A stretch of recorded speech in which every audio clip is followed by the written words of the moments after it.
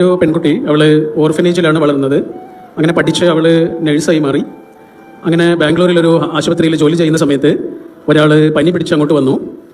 ആ വന്ന ആളെ ഈ പെൺകുട്ടി കരുണാപൂർവം പരിചരിച്ചത് കാരണം അയാളുടെ മനസ്സിൽ ഈ പെൺകുട്ടിയോടൊരു സ്നേഹമുണ്ടായി. ആ സ്നേഹം പ്രണയമായി. അവർ രണ്ടാളും വിവാഹം കഴിച്ചു. ഓർഫനേജിൽ വളർന്ന കാലത്ത് ഈ പെൺകുട്ടിയെ തിരിഞ്ഞു നോക്കാത്ത കുടുംബങ്ങളൊക്കെ അന്യമതക്കാരനായ ഒരാളെ കല്യാണം കഴിച്ചു എന്നറിഞ്ഞതോടുകൂടി പടയായി വന്ന് ഈ പെൺകുട്ടിയെ പരിഹസിക്കുകയും കുറ്റപ്പെടുത്തുകയും ചെയ്തു. ഈ കല്യാണം കഴിച്ച ആളുടെ ഒരു പ്രത്യേകത, അയാൾ അത്ര റെസ്പോൺസിബിൾ ആയ ഒരാളല്ല. ഇടയ്ക്ക് കാണാതാവും, കുറേ മാസങ്ങൾ കാണാതാവും. ചിലപ്പോൾ ഒരു ഭാഗത്ത് കുടുംബത്തിൽ നിന്നുള്ള ഒരു കുറ്റപ്പെടുത്തലും ഇയാളുടെ അപ്രത്യക്ഷമാകലും ഒക്കെ കാരണം ഈ പെൺകുട്ടി അനുഭവിച്ച പ്രയാസം എത്ര വലുതായിരിക്കും.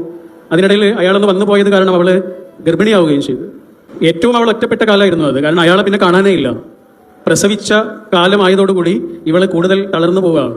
സ്വാഭാവികമായും മനസ്സും ശരീരവും ഒക്കെ ആകെ തളർന്ന അവൾ പാതിരാവുകളിൽ ആ കുഞ്ഞിൻ്റെ കൂടെ ഉറക്കെ കരഞ്ഞു. അങ്ങനെ അവൾ തീരുമാനിക്കുകയാണ് സൂയിസൈഡ് ചെയ്യാം.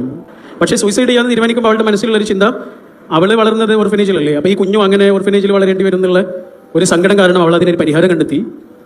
അവൾ സൂയിസൈഡ് ചെയ്യുകയും കുഞ്ഞിനെ കൊല്ലുകയും ചെയ്യാം. അവളത് തീരുമാനിച്ചു.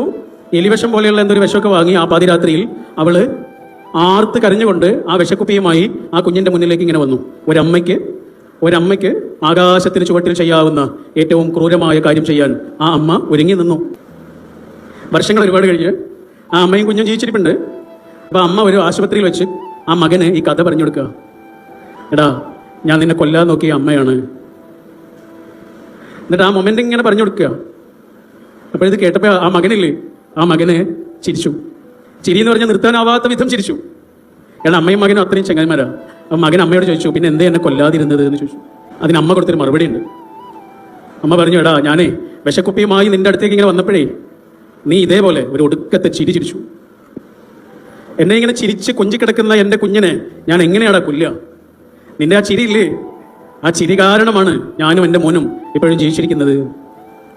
ഒരു കാര്യം ഓർക്കണം, ചിരിക്കാനും കരയാനും അല്ലാതെ വേറൊന്നിനും കഴിയാത്ത ഒരു കുഞ്ഞ് 2 ജീവൻ രക്ഷിച്ച കഥയാണ്.